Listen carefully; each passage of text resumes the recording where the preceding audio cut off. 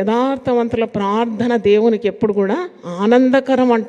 అందుకే యథార్థవంతులు ప్రార్థన చేస్తే చాలా బలం కలిగిన ప్రార్థన అది. ఎందుకంటే they follow the righteous path. వారు సత్యసంధత గలవారు, యథార్థవంతులు, పరిశుద్ధులు.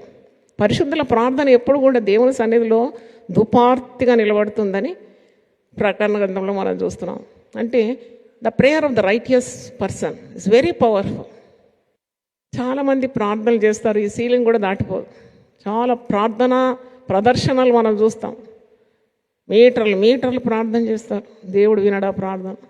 నువ్వు భక్తిహీనతను ద్వేషిస్తే నీ ప్రార్థన దేవుడు వింటాడు. వాక్యంలో 45వ కీర్తన 7వ వచనం, నీతిని ప్రేమించి భక్తిహీనతను ద్వేషిస్తున్నావు కాబట్టి నీ చెలికాడు అందరికంటే నీ తల ఏమవుతుందట, హెచ్చైపోతాడు. హల్లెలూయా.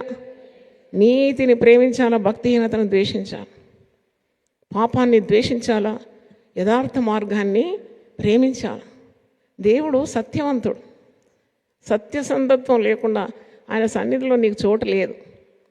అబద్ధమాడు వారికి, డంబంగా ఉండేవారికట దేవుని సన్నిధిలో వారు నిలవలేరని ఉన్నది వాక్యంలో 5వ కీర్తన.